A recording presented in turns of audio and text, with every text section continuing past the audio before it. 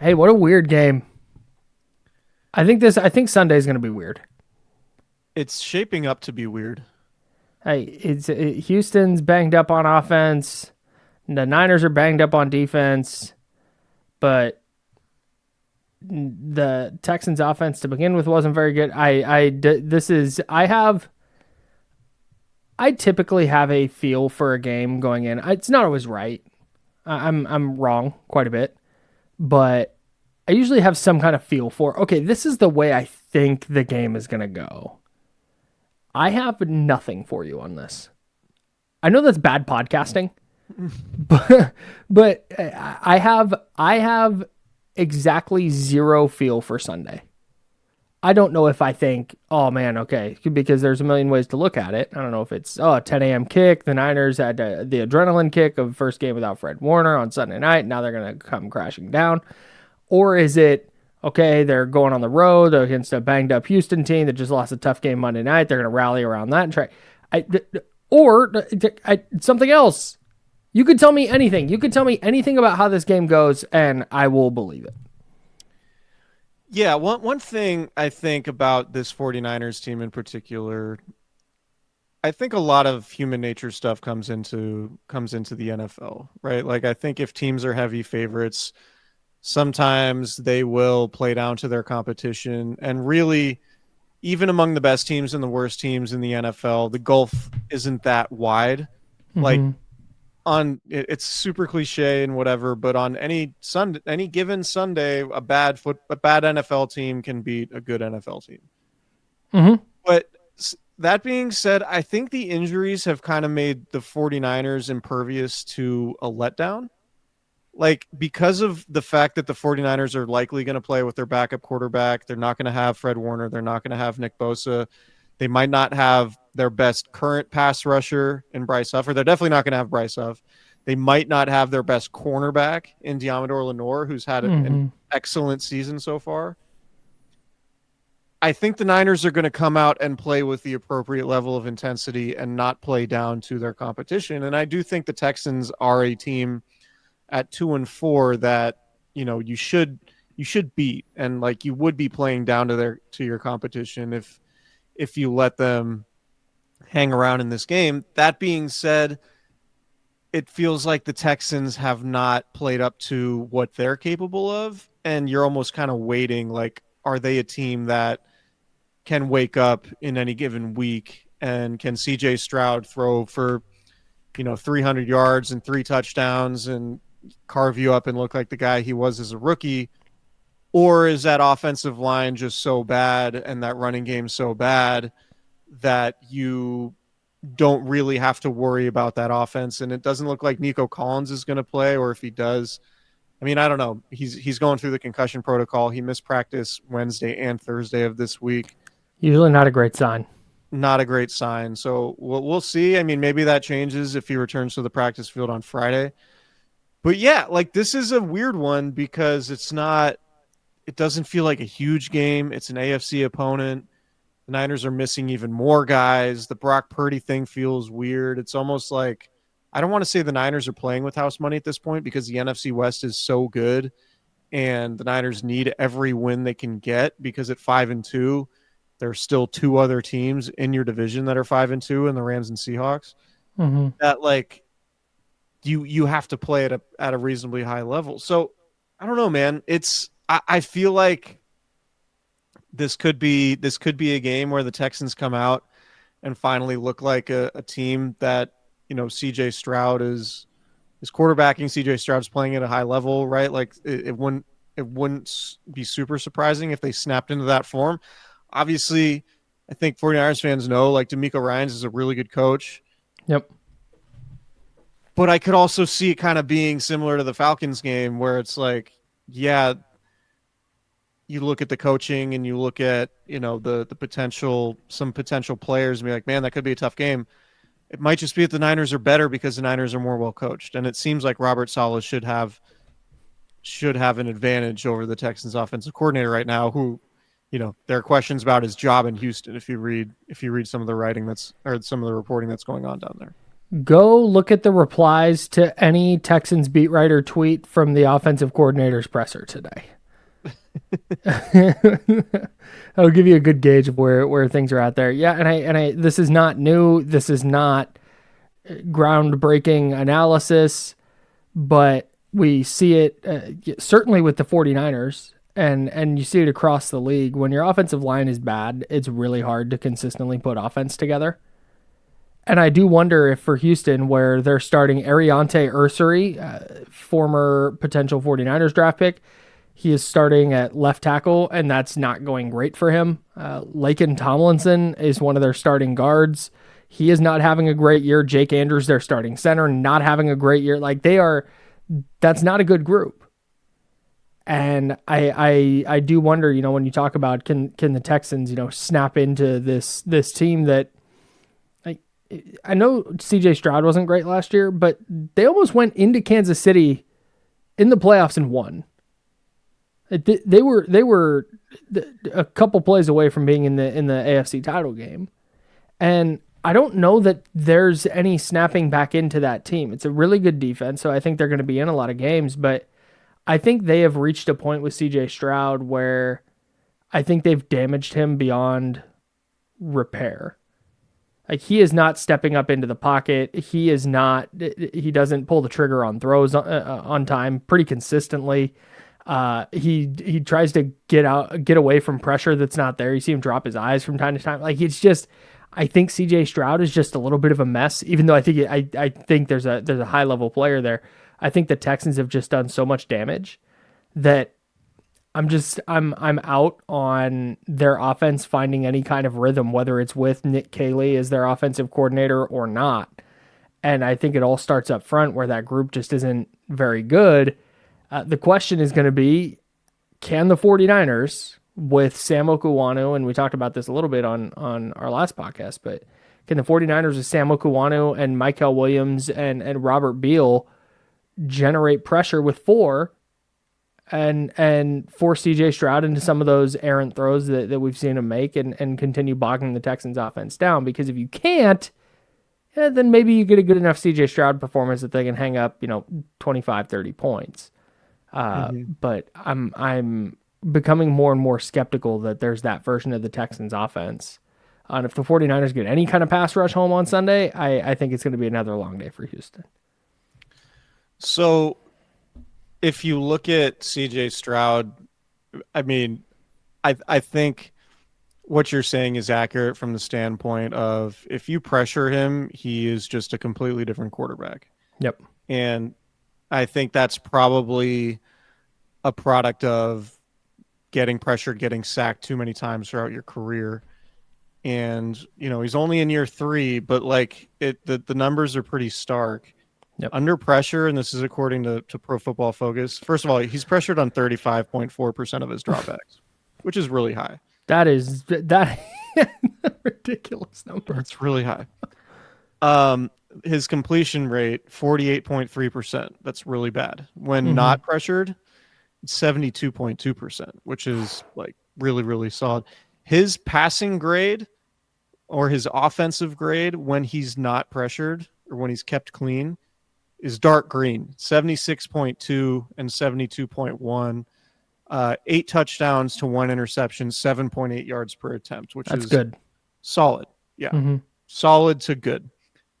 Under pressure, again, completing just 48% of his throws, 4.4 yards per attempt, 1 touchdown, 3 interceptions. So when he's kept clean, 8 touchdowns, 1 interception, nearly 8 yards per attempt. When he's pressured, 4.4 yards per attempt, 1 touchdown, 3 interceptions. Golly. So go ahead. Sorry.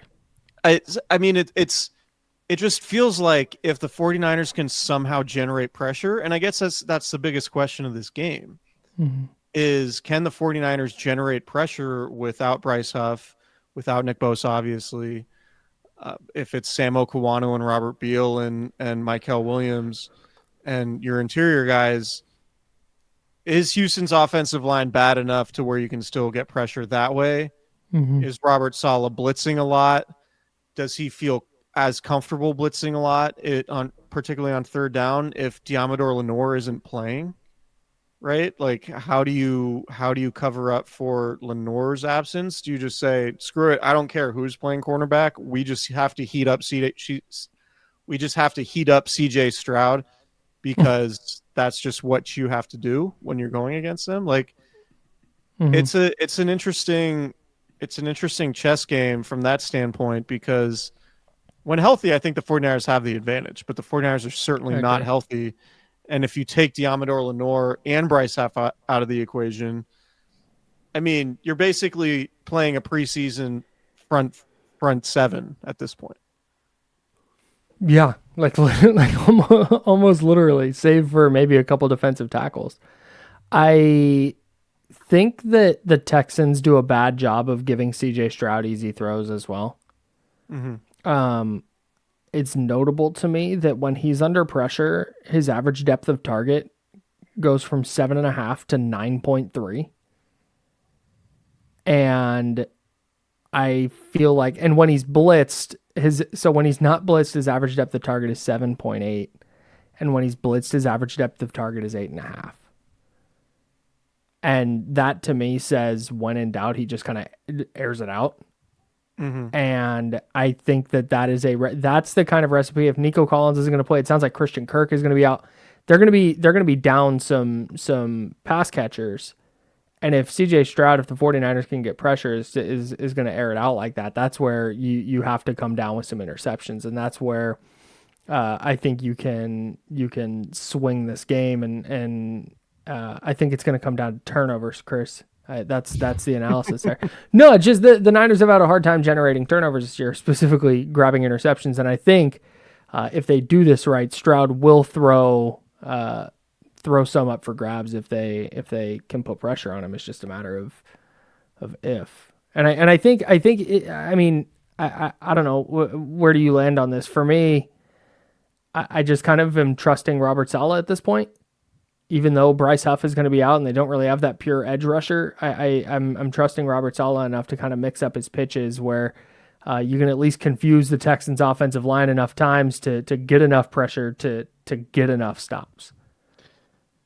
I think Robert Saleh has been excellent. I think this is the best coaching job he's done since he's been a coordinator, starting with the 49ers in 2017. I think he's pushed all the right buttons. I've been just really impressed, in particular with how the young guys have developed, because it came into the season after, paying attention to training camp and who's participating in practice and who's participating in the preseason games. It felt like, man, are these young guys going to be ready to play football at like a high level after being in and out of the lineup throughout training camp? Like, there were so many. Alfred Collins missed basically the entire offseason program, some of training camp. Upton Stout missed time. Mykel Williams missed time. And they just kind of hit the ground running starting in week 1. And it was immediately that very apparent that the 49ers are so well coached that they are just greater than the sum of their parts. Like, they are assignment sound. Schematically, they're not in a bad spot. And you didn't really see them making dramatic mistakes from like a coverage bust standpoint until Fred Warner left the game in the middle of the game a couple weeks ago at Tampa Bay when he got hurt, right? So to have Tatum Bethune come in and play as well as he has, at least in the early going, to have Mykel Williams look like a reliable starter early on, despite the pass rushing numbers not quite being what you want, ideally just yet, and all the moving parts, it feels like they have a different situation at safety and nickel corner every week. The fact that the defense has been a strength in so many of these games, I think, is just a testament to how good Robert Saleh has been. I agree. And we said it after the Falcons game, the fact that like you were able to limit like the Falcons playmakers as well as they did without having the guys, without having Fred Warner, was just really impressive to me. I think the other thing too, I'm with you 100% on the Robert Saleh aspect of this, but you also have, I was trying to write down some names here so I don't forget any. You have D. Winters, who has stepped up in a really major way this year, and that was bearing itself out when Fred Warner was on the field. But I think it continued bearing itself out even more when Fred Warner was not on the field. Like having a high level will linebacker has made it easier in week 7 certainly to withstand the loss of Fred Warner, specifically from an athleticism standpoint and a sideline to sideline downhill run stopping standpoint. But then you've got other guys like Upton Stout, rookie, steps in as a starter, has the huge pass breakup against the Cardinals to give the 49ers a chance to win that game. Chase Lucas, Upton Stout's replacement, has come up with 2 huge plays against the Rams and against the Falcons. Tatum Bethune, also against the Falcons, stepped up and replaced Fred Warner. You've had this rotating cast of defensive linemen who have been playing well, a rotating cast of safeties as the 49ers try and figure that group out. Like they have just, Darrell Luter, I thought, stepped up and played really well in week 7. Having depth on the roster, I think, has allowed Robert Saleh to put together the coaching job that he has, because it is schematic, and I think specifically in that game against the Falcons that mattered a lot. But on the other hand, I don't know that the 49ers would have been able to pull this off last year. I do not think they had the horses last year. And this year they didn't have the defensive coordinator to do it last year. Well, no, I mean, if you picked up Robert Saleh and dropped him into last year's defense, and the Niners dealt with this level of injury, I don't think they're able to pull it off, because you need a requisite level of talent. And the fact the 49ers have been able to lean on so many players who were just massive question marks coming into the year, and those guys continuing to deliver, that's been a really, really big deal. And I know we're focusing on Robert Saleh, and we should, like you said, he's the front runner probably by a lot to win assistant coach of the year, which is a thing. But I do also want to make sure to highlight those guys who have played really well with some key players out. Yeah, and I think the thing I was trying to allude to earlier, which escaped me a little bit, was just the fact that like they got home with so many blitzes in the second half, while still limiting Bijan Robinson. Like that was wild. Yeah, I feel like that's just really hard to do. Like a good offense, and maybe it's just the fact that like the Falcons didn't have the best plan going into that. But if you can blitz heavily while also preventing a star running back from going off in the passing game, that's you're pushing the right buttons as a coordinator. So totally. I think it's one of the. Go ahead. Sorry. No, the depth is a really interesting topic, because we came into the season being like, man, the Niners lost so many players. They just don't have any depth. They're relying so heavily on these young guys. Like it's hard to feel good about the depth that they have. And at least through the first half of the season, you're like, the depth is good. The depth is a strength of this team, which is a reflection of coaching. I think it's a reflection of coaching. It's a reflection of the front office. And so I think they're cooking with gas so far. Yeah, man. I don't think it's a coincidence that Robert Saleh comes back and the 49ers develop a linebacker for the first time since Robert Saleh left. I don't think that's a huge coincidence. Also, not a huge coincidence, Kyle, is how good I'm feeling right now. And how good you're looking. Don't sell yourself short. I didn't want to say that, but I appreciate that you said it for me. How well I'm feeling, and apparently how good I'm currently looking, because I'm wearing my Lamb Chops Candlestick Chronicles sweater. Make sure you go to sglambchops.com. Check out their fall line. I have items from the fall line. This black sweater is unbelievable. I cannot wait to wear it tomorrow to the Kings home opener here in Sacramento. I have the black shirt, super premium, just like all of the t-shirts from Lamb Chops. And then, of course, you throw Candlestick into the search bar at sglambchops.com, and you will be graced with the Candlestick Chronicles merch, a t-shirt, a matching hoodie. I'm currently wearing it right now if you're not watching on YouTube. I love this thing. I'd probably wear it every time we record, at least from now on, because the fall weather, the hoodie weather is here. It is hoodie season, and I'm super pumped to have a Candlestick Chronicles hoodie on. So Hell shout out yeah. to our friends at Lamb Chops. Promo code Candlestick20 to save 20% off your order. Just make sure you do that. Buy up all the gear. I have so much Lamb Chops gear. I love all of it. I wear it to death, and you should too. So Lamb Chops, join the herd. Yep.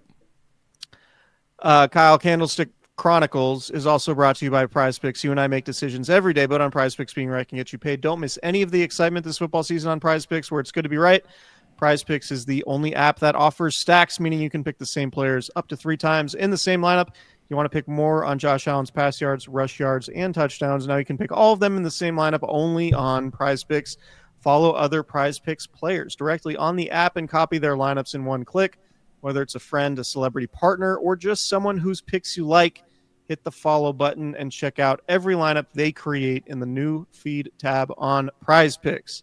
So, do you want to give them your lineup, or should we rock with mine real quick? Let's do yours first. Okay. I kind of played it safe here. I played it so safe that I kind of came out of it being like, man, I should have just made this a power play instead of a flex play. But Sure. You know what? We're right. We're rocking with a four pick flex play. I have Christian McCaffrey more than 43.5 receiving yards. I feel like he gets more than that every single game without checking. I'm pretty sure that's accurate. George Kittle, I think he's going to get in the end zone for the first time since week 1. That is a demon play. So I'm going Nice. More than half of a rushing or receiving touchdown. Maybe it's one of those end around jet sweep George Kittle plays that the Niners like to run. Maybe Kyle Shanahan will get a little cutesy in the red zone. Dalton Schultz, I'm going more than 40.5 receiving yards. Texans tight end. Kind of similar to my Kyle Pitts play last week. That hit, of course. Kyle Pitts going more than the yardage total because the 49ers missing Fred Warner. Probably not going to cover tight ends quite as well. So that one hit. Nick Chubb. Not exactly a pass catcher for Houston, but more than 6.5 receiving yards for the same reason as I picked more on Bijan Robinson's receiving yards last week. Niners missing Fred Warner. I think it's as simple as that. One catch, Nick Chubb could potentially get there. What's your lineup looking like? I'm with you on the Dalton Schultz aspect of it, and you talked about Prize Picks and being able to do stacks. I did some stacks today. Dalton Schultz, I also went more on 40.5 receiving yards. I also went with a demon play, more on 5.5 receptions. The Texans' top 2 receivers might be out. I think Dalton Schultz is going to get a ton of work. And like you said, the 49ers had a really hard time covering Kyle Pitts. I think they're going to have a really hard time covering Dalton Schultz, who is just very quietly one of the most productive tight ends in the sport. Eddie Pinheiro, I'm going with a little goblin play action. More than 1.5 field goals made. I think we see the 49ers stall out a handful of times in the red zone against this Texans defense. So I think Eddie Pinheiro is going to have a busy day down in Houston. And then Mac Jones, call him Stack Jones because I'm picking 2 for Mac Jones. Longest rush, I'm going less than 5.5 yards. I don't anticipate a Mac Jones who's a full participant in practice, but still a little bit banged up. I don't think we're going to see him running a lot against this very good Houston defense. So I'm going less than 5.5 yards on his longest rush. And then, it's a demon play. I'm going more than 1.5 interceptions for Mac Jones. Oh, wow. Maybe this is me waiting for the other shoe to drop. Maybe this is me hearkening back to that Jags game. And I know Brock Purdy started that one, but you get a weird ball that bounces off of a receiver's hands. And then, maybe late in the game, you're trying to throw downfield against a very, very stingy secondary. I could see them snagging a couple against Mac Jones. So I'm going more on 1.5 interceptions for the 49ers signal caller. That is my Prize Picks lineup. Everybody should play. Download the Prize Picks app today and use code Candlestick to get $50 in lineups after you play your first $5 lineup. That is code Candlestick to get $50 in lineups after you play your first $5 lineup. Prize Picks, it's good to be right. Nice. Well done. Thanks. Well done. So crushed it. I think we should switch to the other side of the ball. because we talked a lot about the 49ers defense. The 49ers offense has a pretty difficult task in facing this Texans defense that is fourth in the NFL in yards per game, first overall in EPA per pass attempt. Mm-hmm. So a pretty reasonable case to be made that this is one of the best pass defenses in the NFL. You have Will Anderson, you have Daniil Hunter, you have Derek Stingley, and you have a pretty good secondary overall. You have Azeez Al-Shire in the middle of it all, which is, we'll see if he commits a personal foul or two on Sunday. He's been Does recently. Azeez Al-Shire committing assault against Christian McCaffrey concern you at all? So here's the I think when I worry more about Christian McCaffrey having like a soft tissue injury in warmups than like, oh, Christian McCaffrey took a big hit and now he's hurt. Does that make sense? Oh, you were okay. No, sorry, I didn't. We can move on. I was trying to be silly. Okay. Well, are you worried about Christian McCaffrey getting hurt in any game? Like, yes, of course. I was I picked a player on the 49ers. Azeez Al-Shire committing assault. I was trying to do a whole overreaction thing because he. Well, we can save that for the post game pod. Yeah, totally. Moving on. But no, this is a classic question with Kyle Shanahan, and I think more often than not, he's done a really good job of this. Can he negate pass rush with scheme?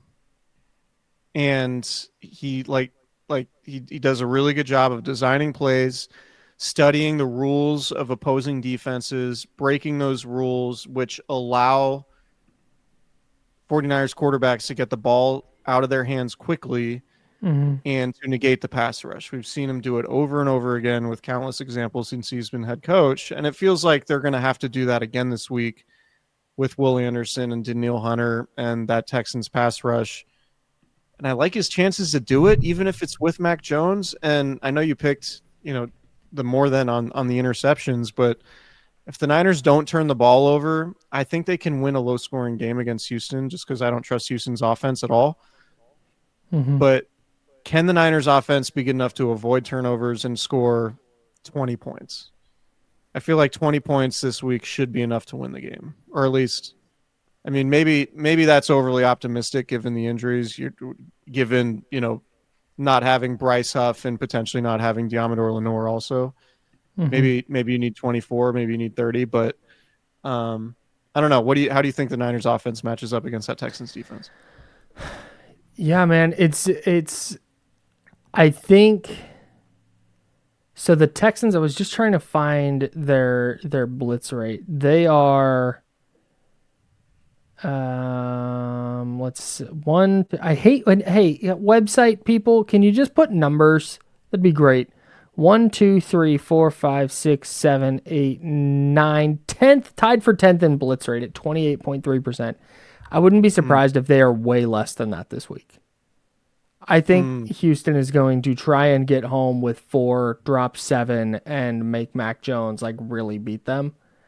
And I think at some point the short throws to George Kittle, the quick throws to Christian McCaffrey, that's all great, but D'Amico Ryans is going to have a plan for that. I think they have some athleticism in the second level, and Kyle Shanahan does a really good job of identifying the player in the secondary or the linebacker who just can't cover and just kind of abuse that button over and over and over again.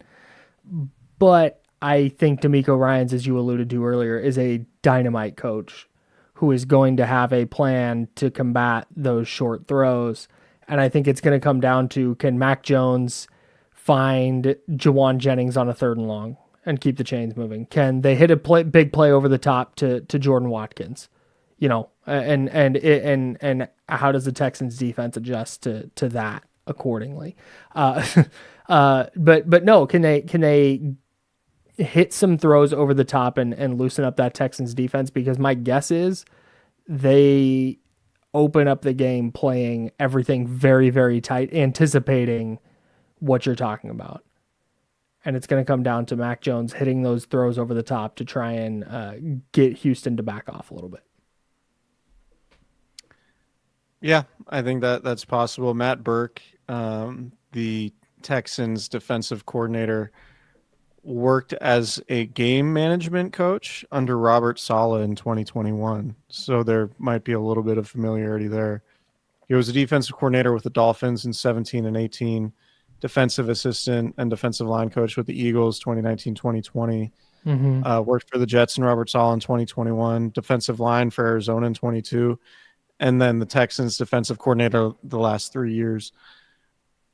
It's probably DeMeco Ryans' defense overall, but I do wonder if there's some additional level of familiarity. Like, does it feel like to you that every single time, like with DeMeco Ryans being on the 49ers staff formerly, does it feel like Kyle Shanahan always has an advantage over his former assistants? Because it kind of feels like that to me.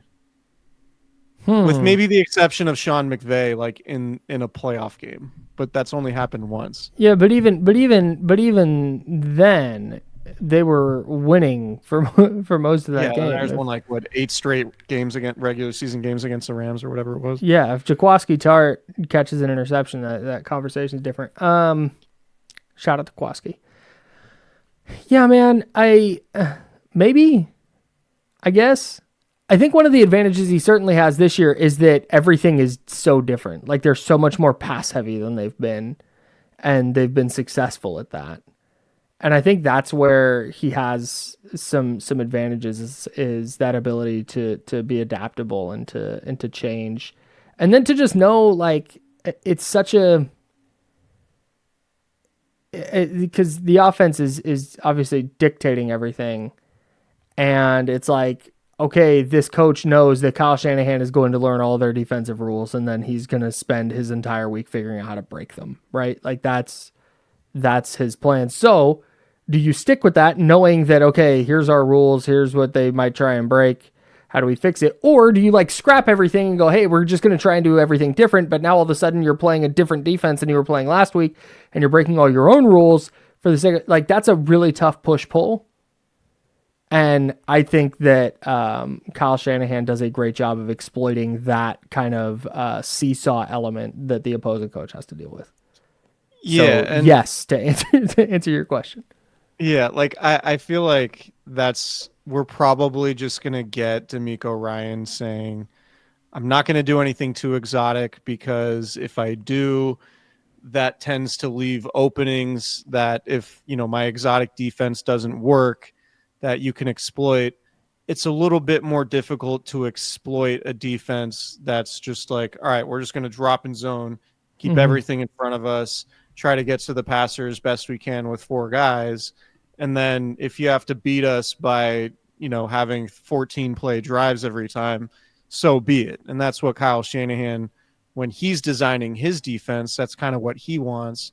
And I think DeMeco Ryans will probably stick to that, because I don't think there's, unless like you're Todd Bowles and like you have made a career off having these like special blitzes, and like you have just so many types of blitzes in your bag, and like how to like layer blitzes and time them correctly to like, oh, you blitz this guy and then take this blocker out of it, and then you immediately blitz this guy following him up and you get a free hit on the quarterback. Like, I don't think that's DeMeco Ryans' bag. So I think it's probably going to be, hey, we're not going to blitz a lot, maybe occasionally on third down. Maybe we'll blitz when we're really worried about Christian McCaffrey in a passing route, like we saw the Seahawks do in week 1, right? Like, I tend to think it's probably just going to be a really sort of straightforward scheme with DeMeco saying, yeah, I'm not going to outsmart you. You just have to, your guys are just going to have to make more plays than my guys. And I think if the 49ers are, I mean, it might be tough with Christian McCaffrey and George Kittle for them to do that.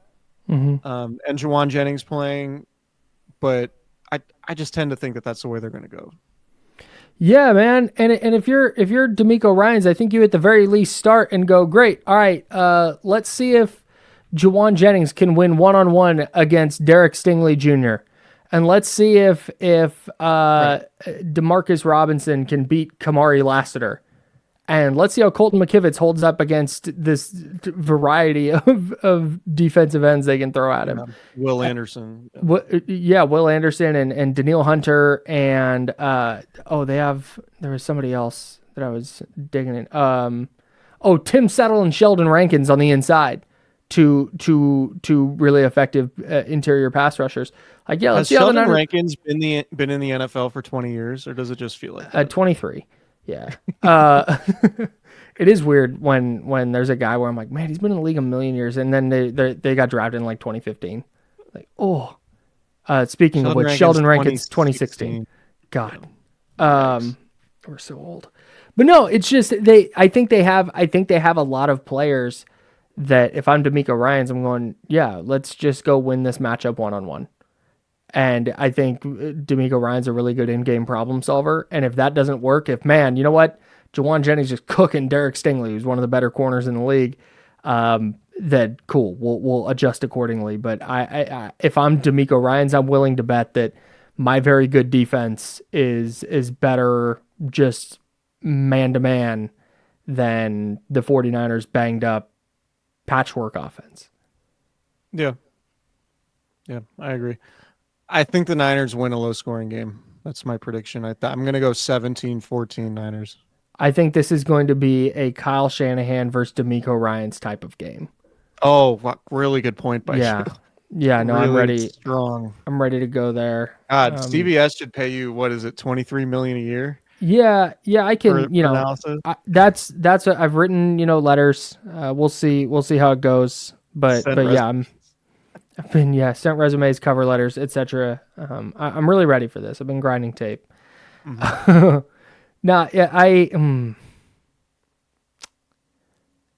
Man, do I think the 49ers beat the Texans? I told you this. I have zero feel. This is a weird one. I'll pick the. See, even like I was about to say I'll pick the Texans because they're at home, but then they also played a really tough game Monday night, and now they got to turn around and play Sunday. I'll take the 49ers. I think they kick 5 field goals and win 15-13. No touchdowns for the Niners. No touchdowns. And a winning effort. Wow. Yes.